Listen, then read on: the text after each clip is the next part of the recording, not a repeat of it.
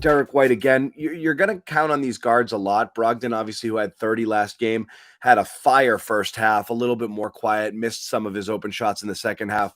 And then Brogdon was, and White had an outstanding game here. That's what you're going to need to carry you a little bit during this Brown absence. Yeah, I thought his offensive rebound when it got down to 5, I want to say. Yeah, I think it was 107, 101. He got a big offensive rebound after a couple missed shots from the perimeter, put it right back in. I love how flexible he is. This guy, he had a great screen in the first half. He can shoot. He doesn't have the best three-point shot, but there'll be games like this where he can give you a 3 of 7. He'll get to the free throw line, 8 assists, low turnovers, smart decisions. Like, I love his game. We've talked about the shot blocking too, which was on display last week. He brings it all, and he's such a great glue guy for this team. They were looking for that last year.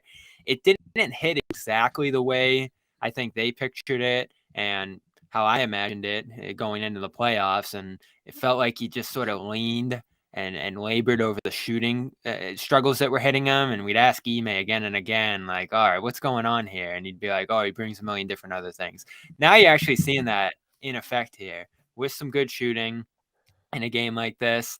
He's aggressive. He's locked in. It's not always consistent with him. I think there are games where he'll sort of float and he'll grow uninvolved. You see the frustrated look on his face. But in a game like this, you're never going to lose when Derrick White plays like this. I saw someone say on Twitter, like, he's sort of the barometer for the offense. He is, because if he's locked in and playmaking, and certainly you factor in the defense when he's out there too, they're unstoppable. Remember when he was shooting 45% to start this year? That's what made them that historically great. Yes. And Horford, but Horford hasn't come back down. That's what's amazing. Horford hasn't come down. Horford and Brogdon are like 4 and 5 in the NBA in percentage. They've stayed there. White came back down to earth. Smart came back down to earth, and Tatum and Brown have been subpar kind of throughout in terms of their shooting. Grant a little back down to earth, but not as much as not as pronounced as White was. But you're right. Everybody was hitting them. So that meant when you forced the ball out of Tatum's or Brown's hands to open shooters and they were moving the ball the way that they were, I mean, if the entire lineup is hitting at a 4, and Hauser's another one that bottomed out. That's where they lost it, right? Those guys drop in efficiency is a little bit of kind of where they hit that bump offensively, and those numbers, which we knew were unsustainable, really cratered because everybody tanked at once there. And he's back to 43% during this win streak from 3 on 4 attempts a game, 47% from the field, 4 assists as a secondary playmaker, pretty good, and just much better lately. But he had a 29 point, he had a 25% December or something. So obviously, I mean, like I said, like you said, that crashed them. And that was the reason why the offense tanked a little. They got used to it and it wasn't going the same way. He's their top plus minus guy too in terms of like offensive defensive rating. There can be some noise there. I know he's starting, so that probably factors into it. He's not shuffling into those second units like other guys are, but still impressive. I feel like they're outscoring teams by about 12 points per 100 with him out there this year. So great fit. I still love the move. I think he's going to be a huge part of these lineups for a continued stretch here. The only question is what you do with him now once they're healthy, because it looks like Rob and Horford are going to be the starters now going forward. So that and they closed too. I was actually kind of wondering how they were going to go there right at the end. And Rob did come back in, and you had the option at that point. They were playing 3 guards with Al as a big and Tatum as a single big. And I don't think Joe liked it. I think he wanted the defensive pressure and the rebounding.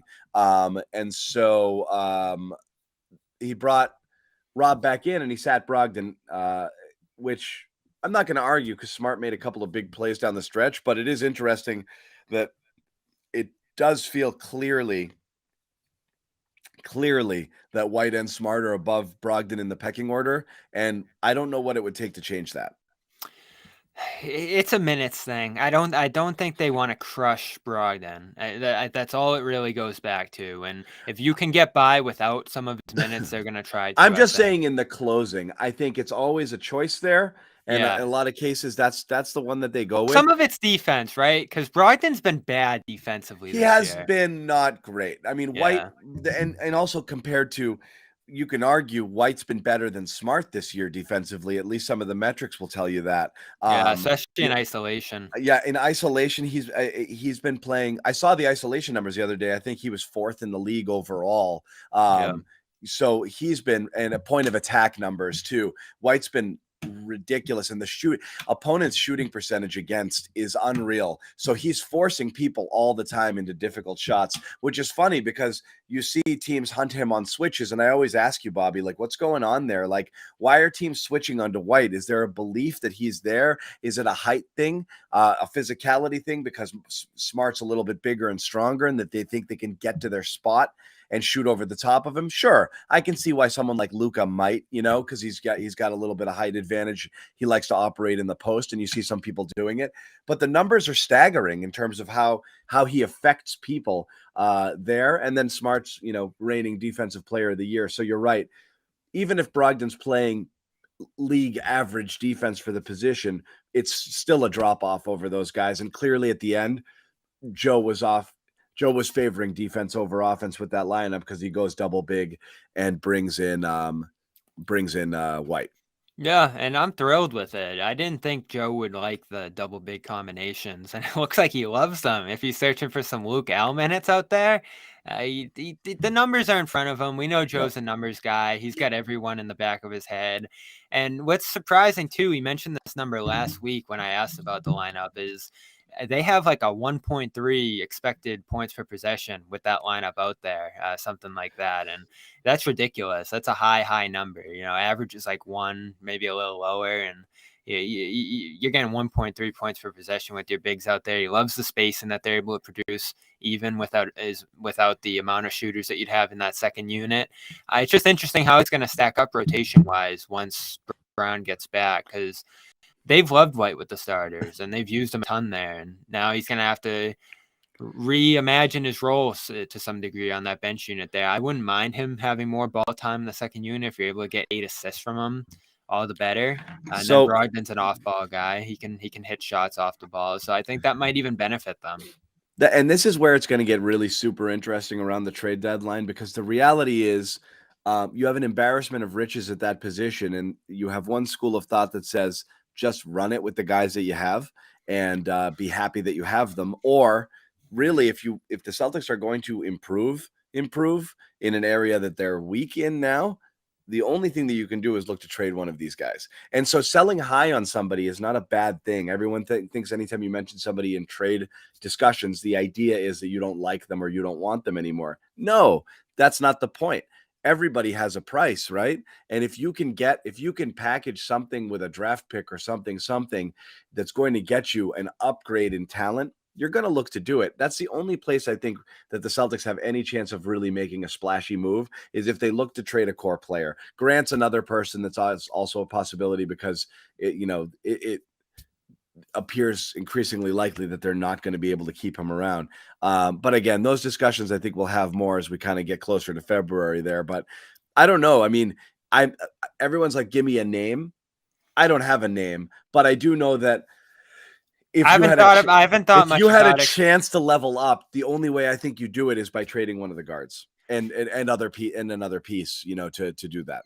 I think it's the picks. The picks is going to be the tricky thing, because of course they're a phenomenal team. So those are late round picks compared to coming into this year. I mean, it's still amazing to think we came into this year saying, I guess at the time that they made the Brogdon trade, you still thought that this team was going to be incredible this year. But then when the Rob thing happened and the Ime thing happened, you were like, oh, I don't know where this is going. I know, but I mean, when you made the White pick, you were like, that pick was like 15 or 16. You know what I mean? It ended up being 31. That was risky. So obviously Brad's willing to do it. Yeah. They're willing to do it. Yeah. Because there was no guarantee there was a turnaround there. And even if there was, they didn't know if that was going to get them any higher than a 6 seed, honestly. So where they got to was incredible. Well, I like how they've done it. If we've had this pick discussion basically since the show started, and you've seen teams like Atlanta, Minnesota, Clippers, numerous ones trade all their picks for the stars. The Celtics have done one at a time, essentially. And then they had the timing with the Kemba one where they could still trade the White one in season as they did. They've done it well. They've managed it well. Obviously, I would have stacked a ton together and just thrown them out the window, knowing how I am. But I like how they've done it here because they still have other ones into the future that they can use this year, this offseason, based on if they need them. And I think with where they are, they will be aggressive with those. I can't see you moving a White. He's been too good. I can't see you moving a Grant, even with the uncertainty this offseason. Because of how important he is to your rotation now, and even if this is just call it a rental year with Grant, and he walks at the end of the year, you might get a championship out of it, which will be worth it, even if you don't recoup anything for him in the end. So I'm opposed to moving guys in the rotation. Sharon and I had the conversation about Pritchard, Gallinari, and stacking lower guys on the roster. You can get to about $16 million in matching money with Jackson, Cornette, Pritchard, and Gallinari there. So that can get you a wide range of guys, and then you just fill the back end of the roster with whoever at that point. I don't suspect that they're going to be looking aggressively for moves heading into the deadline. I think they really like this roster, but there's possibilities there, and you do have to think about wing. I think when you have that's the number one, considering Hauser clearly is not the guy.